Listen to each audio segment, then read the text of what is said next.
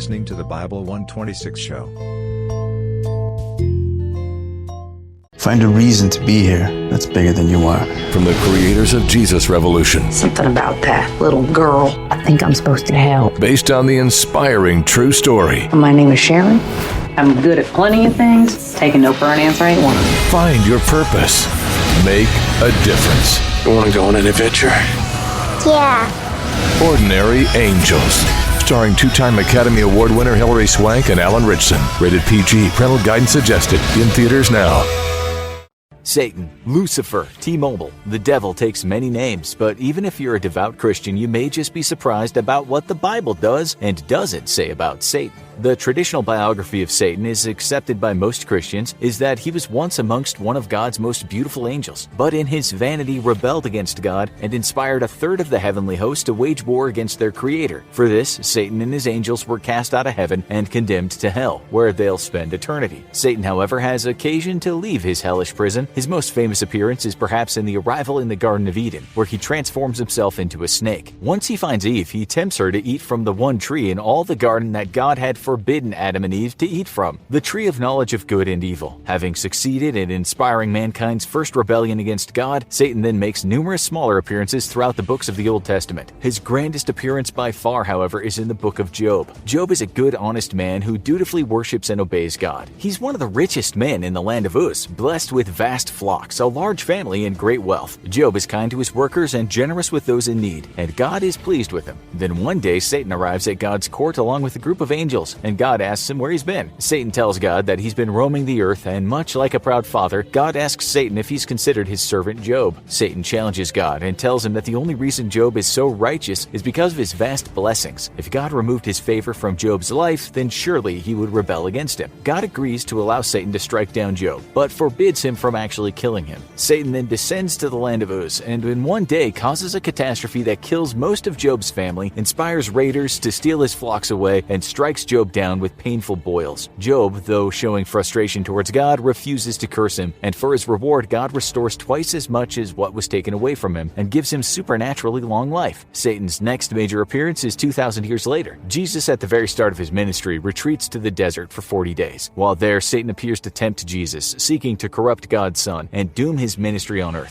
Fasting for the duration of his desert trip, Jesus has not eaten much, if anything, in those 40 days, and Satan first tempts him by telling him to turn a stone into bread so he can eat it. Jesus rebukes Satan, telling him, "It is written, man shall not live by bread alone, but by every word that proceedeth out of the mouth of God." While Satan is trying to tempt Jesus to fulfill his earthly desires for food, Jesus rebukes him again, making it clear that spiritual matters are more important than earthly matters, even if they require sacrifice. Next, Satan transports Jesus to Jerusalem, to the very top of the holy temple. He then tells Jesus, "If you are really the Son of God, cast yourself down, for it is written, He shall give His angels charge concerning thee, and in their hands they shall bear thee up, lest at any time you dash your foot against a stone." Jesus once more rebukes Satan, telling Satan that you should never tempt your Lord God. In this rebuke, Jesus is rejecting the idea that he should use his supernatural powers for his own personal edification or gain. Next, Satan takes Jesus to a very high mountain, from where the duo can see all the kingdoms of the world and the riches they contain. Satan promises Jesus if he commits just one act of worship to him, he'll give him dominion over every kingdom. Jesus promptly rebukes Satan a third time, telling him, "It is written, thou shalt worship Lord thy God and only him." In this final rebuke, Jesus rejects the idea of gaining material wealth and political power at the cost of his service to the people of the land, the poor, the needy, and the spiritually lost. Rejected 3 times by Jesus, Satan retreats as Jesus is then attended to by angels. Satan doesn't reappear during Jesus' time on earth, except in parables and when the Jewish religious authorities claimed that Jesus was casting out demons because he was in league with the devil. However, Jesus corrects them, saying that if one is to rob a strong man's house, then first he must tie up the strong man. In essence, Jesus couldn't possibly be exorcising demons unless he already had overpowered Satan. Satan makes his big comeback, however, in the book of Revelation. Here we get some glimpses at the end of the world. When Satan appears, described as a great red dragon with 7 heads adorned with 7 crowns, 10 horns, and 1 massive tail, Satan knocks a third of the stars out of the sky and then then pursues a pregnant woman who is about to give birth. God, however, saves the child and helps the woman escape from Satan. The woman is widely believed to symbolize the Virgin Mary, who faced rejection by her own family after becoming pregnant out of wedlock and was terrified that her husband-to-be Joseph would also reject her. God, however, sends an angel to explain the situation to Joseph, who agrees to take her as his wife despite her pregnancy, thus enduring great shame from their local community. After giving birth to Jesus, however, Herod, the Roman-approved king of Judea, orders all male children 2 years old and under to be killed. He's heard of the arrival of the Jewish Messiah, and like most Jews, expected that the Messiah would be a conquering figure which would restore the ancient Jewish kingdom. That would inevitably mean that Herod himself would be removed from power, and thus he ordered his troops to kill all the children under 2 years of age. Satan is widely believed to have been the fearful influence driving Herod's actions. However, an angel comes to Mary and Joseph and instructs them to flee until it's safe to return. Satan is once more foiled in his attempt to derail the arrival of the Messiah. Next, the war in heaven is described, with the archangel Michael leading God's armies against the rebellious host led by Satan. Defeated, Michael throws Satan out of heaven and down to the earth. In hindsight, maybe Michael should have thrown him into space, and not here on earth amongst us. Satan is imprisoned for 1,000 years and then is at last set free. He gathers up his armies for one final battle against the righteous of the earth and heaven's armies, but God sends down a pillar of fire to burn up Satan's forces. Satan himself is captured and thrown into the lake of fire, and the righteous are forever free of his influence. There's just one small problem with Satan's official biography. Much of it isn't about him.